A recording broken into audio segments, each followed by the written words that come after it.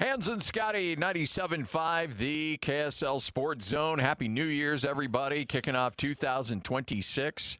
Hans, I'm not going to lie. September can't get here fast enough.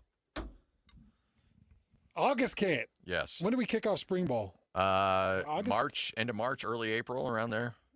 Oh, what am I talking about? Fall camp. Fall camp, yeah. End of July. March can't get here fast enough. Yes. Give me spring ball. Give me anything. I know. Give me anything except for these long, drawn-out waits in between college football games now. Did you see some of the tweets I was sending out today? Oh, yeah. 4 games in 44 days. Yeah. That's what it takes now. So if Indiana, from their final regular season game, if they go to win the championship, they will have played 4 games in 44 days. It's just too long. Yeah. All right, joining us now, Gary Andersen. You know what, Coach? It is good to chat with you. Do you just look back and you look around all this craziness going on and just kind of laugh because you know, it takes you back to the day when you were in the middle of all this stuff? I look back first and think how bad I miss you two. So that's but yeah, it's it's a different world for sure, and I've learned that the last couple of years being with BYU and going through it, and the system is crazy. But I've always said, hey, if you can't adapt with the times and the changes, then you're in the wrong spot. And but it is, look at today. You're looking at the portal. You're looking at recruiting. You're looking at maintaining your own players. I mean, there's so much going on in one day, and it's like a signing day used to be a signing day, and everybody's happy. And now this is not really a signing day anymore. It's just kind of a, hold on and look out, take care of your own team, and then see what's out there to try to help yourself build, but yet get ready to develop the young men that are rolling back into the weight room here in a week or so. Coach, Scotty and I have covered you for a lot of years. I go back to 2006, 2007 Utah coverage. Scotty's been covering it just as long, and we know how much you love the game, but I also know you love the family, and you should love some free time. But this game just hooked you, didn't it? And, the last couple of years, 11 and 12 wins, and that bowl performance, the comeback, and an incredible play. This game has just got you hook, line, and sinker, doesn't it? Oh, yeah, no doubt. I mean, I took the first year off and tried to convince myself that I was going to go be a great golfer and bought the good, expensive clubs and took the lessons. And I finally realized very quickly that I hated golf and golf hated me worse. So we had to move on to a new adventure. And football is it's next to my family. Obviously, it's the next thing. It's this point in my career. I wake up every morning and I get to help develop young men, and I get to help develop coaches grow and move forward in their careers. And been fortunate to be at BYU has been absolutely fantastic for me. And being with Kalani and the crew and so many of those guys that, TJ to Chad to A-Rod. A-Rod lived in my basement. Hired Kalani when he was a GA from BYU, and A-Rod and Kalani come down to SUU with me. I mean, I can go on and on and on, but to be there every day and, just be part of it with a great group of young men, first of all, who are awesome to work with and develop and watch them grow, and then do the same thing with the coaches. So I'm blessed. I'm lucky to be in the spot I am. I'm proud to be part of BYU and help the football team and from A to Z. Well, I think that when you look at your run as turning around Utah State, what you were able to do there at Utah, obviously, now at BYU, I mean, it's not necessarily about the logo. It's about the players. It's about the coaches. It's about being close to the game, and it's in your blood, man. You can't get rid of it. No, exactly. I mean, and it was, anybody that knows me knows. I mean, I grew up with a Ute binky in my mouth. I mean, that's what it was. It was from day one. You were a Ute, and went there and played there. Never missed a basketball game from I don't know how old I was, football game ever, and so those transitions are always a little different as you go through it.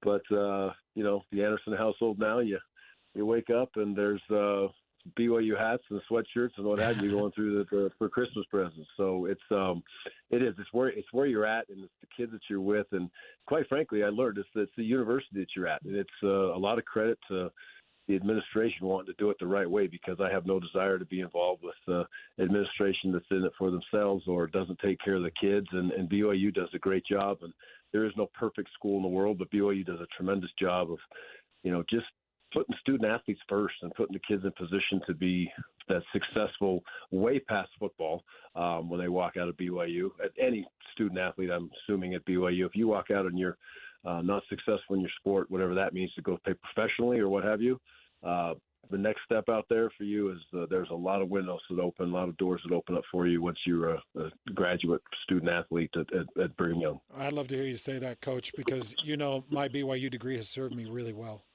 And, and you've seen my. Were you in journalism? I'm sure you were.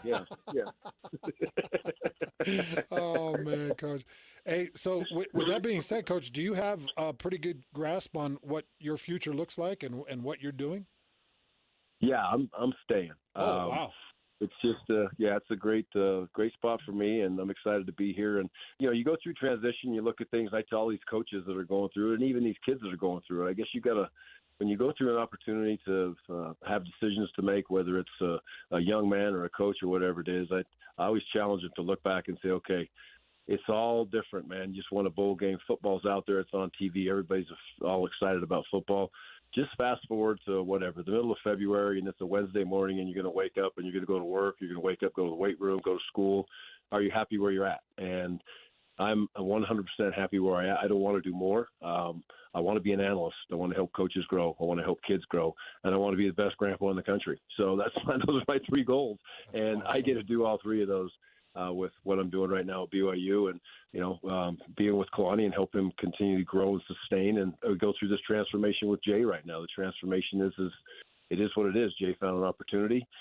He went off that opportunity. I think we all support him and are very happy for him and happy for Kyle and everybody involved. But now you look back and we have a very, very sound foundation defensively. And the way we've grown over the last 2 or 3 years and built the scheme, those guys have been in that room with us. And, it's a lot. We've grown. We've grown from a 4-down front to a 3-down front, and it's really grown into a lot of what we were doing when I was with Kalani at Oregon State and with Dave Aranda for all those years. We're doing a lot of those things, but we've mixed the core of all of us together, and I think it's a special group. So there's a lot of guys who have called a lot of defensive games in that room. We're going to be in a great spot, and the adjustments that ultimately the Kalani decides to make on the staff and get those titles done will be done here real quickly, and we'll start rolling and going and get a guy ready to get out there and knock the socks off it when he calls plays next year. Let's go. Let's do it. You gave me the chills. I remember the first conversation I had with you,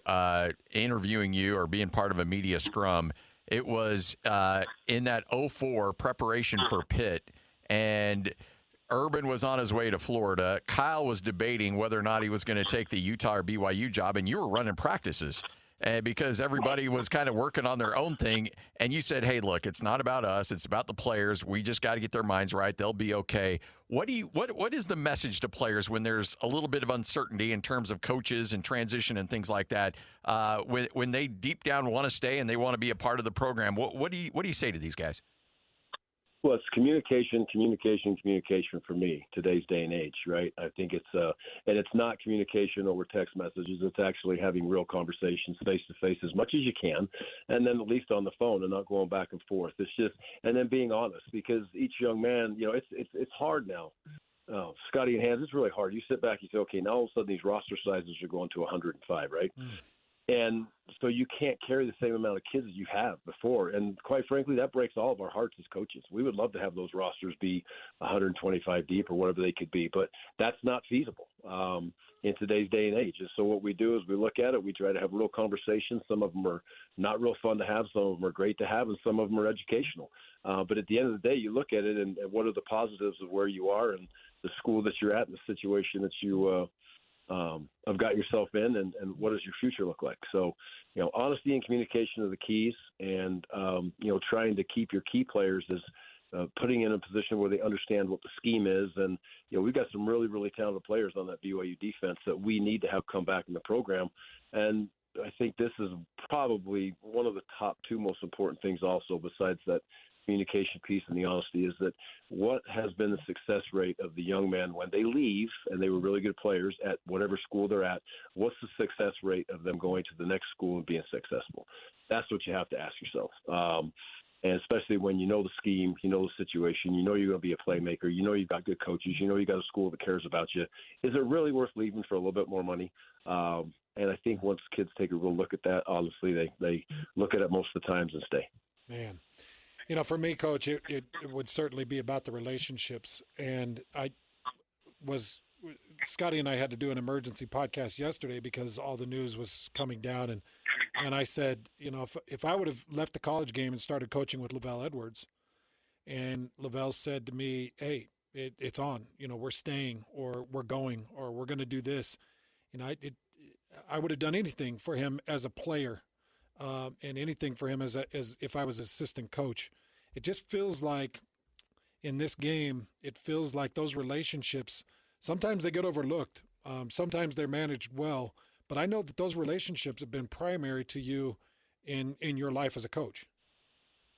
Yeah, it's a priority to me. It's number one is the kids in the program without a doubt. And I think Kalani does such a great job with his culture. Every coach has a culture and an idea and ideology of what they want to be and how they want to go about it. But I think I always try to create an atmosphere that was of toughness and grit, and we're going to take care of you in good and bad, and we're going to try to develop you on the field, off the field. We're going to try to develop you emotionally to continue to grow as a young man and all those things that come with it. I think Kalani does a great job as he's adapted to the times of kids.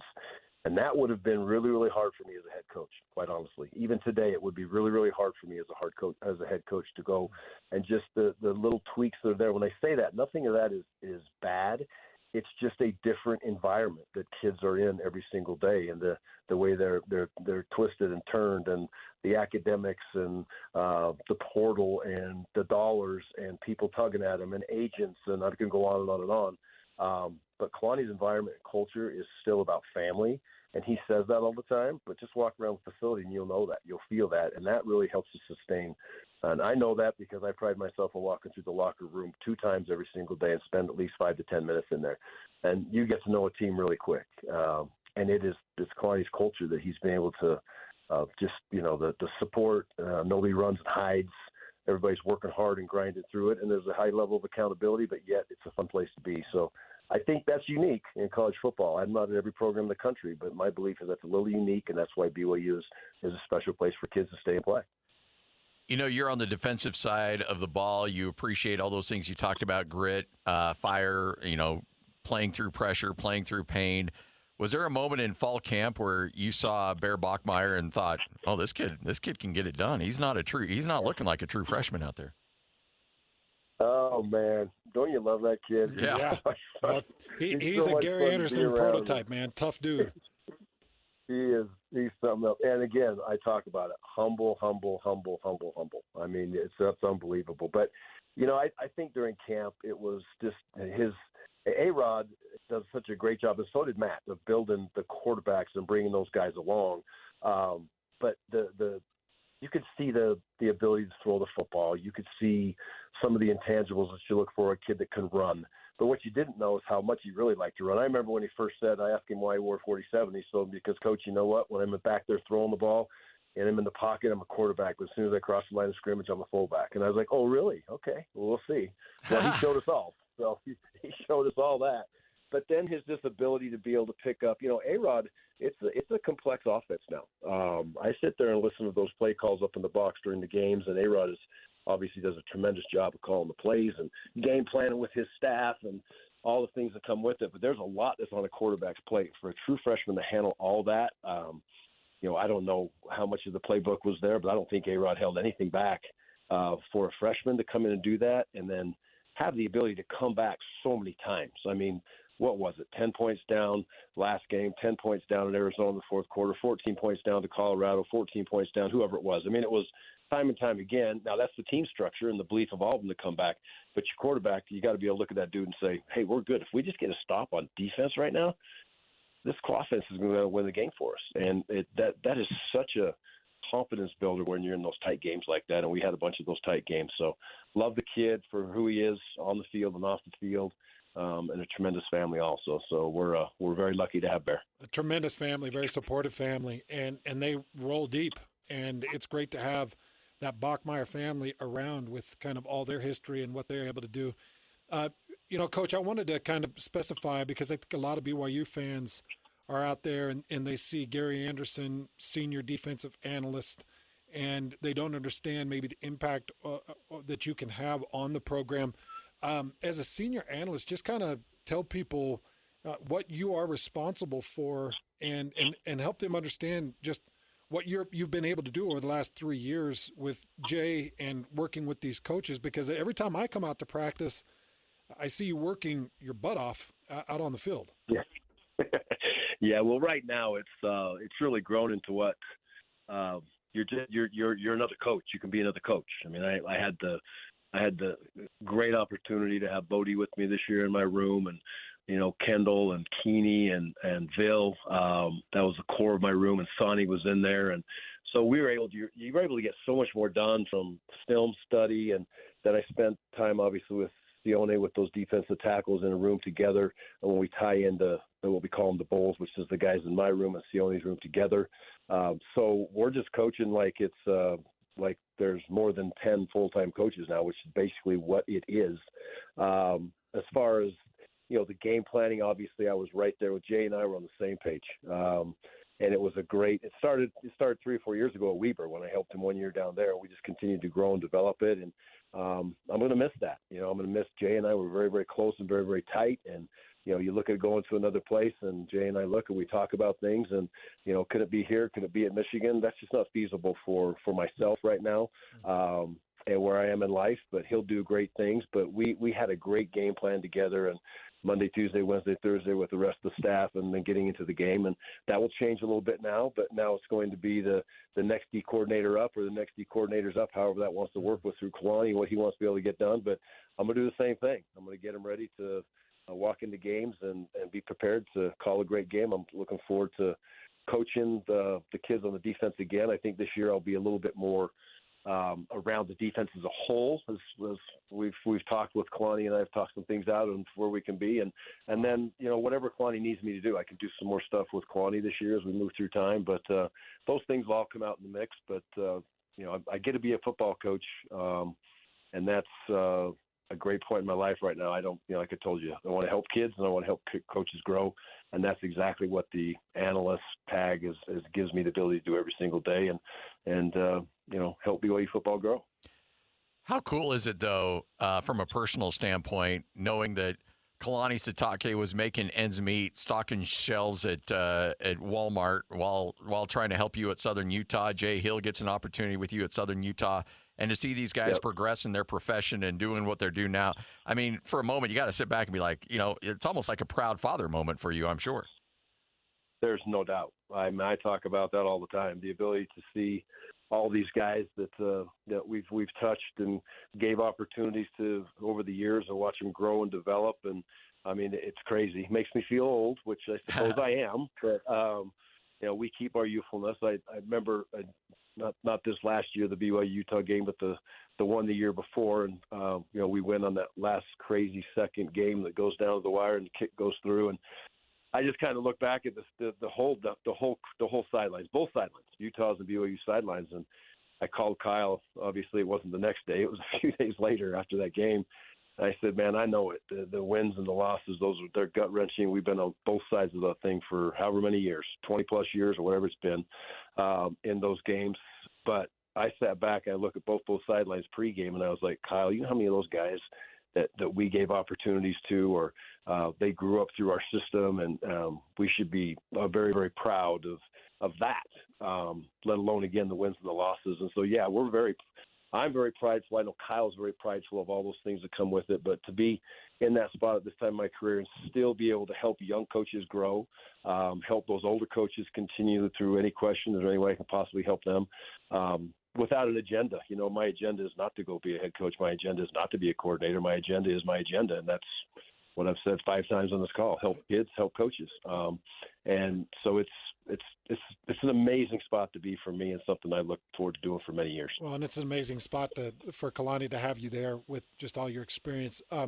We do have one problem, Coach, and that is Kyle Whittingham. Kyle Whittingham leaves for Michigan. He takes a lot of Utah personnel, and those guys know that Utah is a hotbed for recruiting.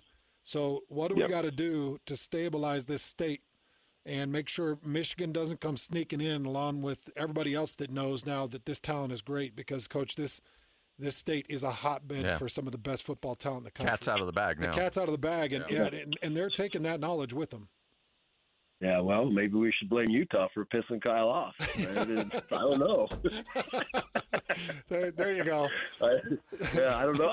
I would have never happened. Know. So it might not have happened. He might have just gone over and, played a little tennis or pickleball and rode his motorcycle and skied. But I texted him yesterday, and I told him, I can't wait till they go tell you, hey, let's go skiing today, and you're going to go see that molehill out there in the middle of Michigan. That's not even a bunny hill here. So have fun with that. Take you out to Lake Huron. Yeah. But no, without a doubt. I mean, there's some opportunities out there. And Utah's there's great high school coaches here. Just watch it. I mean, the high school programs have gotten better and better and better. The off-season training programs are better. So there's going to be high-level kids that are out there playing.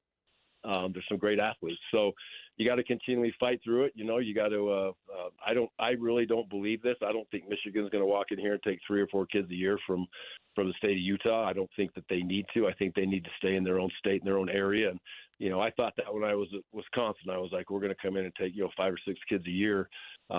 But we kind of had the same kids in our own backyard because there's really good high school football at Wisconsin too. So sure, there'll probably be some fights every year, just like there is and I'm sure it's going to be the same guys. It might be Wisconsin. It might be Michigan now, and it'll probably be Oregon and Utah and BYU and whoever else wants to get in that fight. Right? That's just the way it is. So BYU is well equipped to get into those recruiting fights and battles and show kids what the school is. And it's not just about the dollar figure. It's about an education. It's about the culture, the family you're in, and I think that they'll always be in the hunt to land those elite recruits and then continue to grab kids that are in that developmental stage that we can grow and get them on the field. Well, Coach, I know that you're all about BYU, you're all about Provo, but we can still grab breakfast at Herm's every now and then up in Cache Valley. Hey, I'm in Cache Valley right now, brother. There we go. I'm up here, Scotty. Whenever you need me, I'm right here sitting on the hill. You know where my house is. Oh, yeah. Coach, I'll tell you what, man, that definitely eases a lot of my concerns. I'm sure BYU fans are feeling a good sigh of relief, and it's just nice. I mean, I've told everybody this program's in good hands under Kalani Sitake. And I said, with Kalani Sitake, you've got a lot of great decisions being made, and you've got great relationships with you and some of these other great coaches. And so it's exciting. Let's get ourselves to spring ball. Let's go. I mean, I don't even care who wins the national championship. I just want to get 2026 going. Yeah. Yeah, well, we could use a couple minutes in the weight room, so give us some time. Let us feed these guys some nice, good steaks and get them in there with those trainings and get them rolling. And then we'll hop out on that field in a little bit and get it going, get it rolling. But it'll be good. It's an exciting time for the state. It's an exciting time, right? So let's go get it, and away we go. Football's loud and proud in the state of Utah right now, and BYU. Love it. Appreciate it, Coach. Thanks, Talk Coach. to you soon. Okay, guys, all the best. Take care. There he is, Gary Andersen.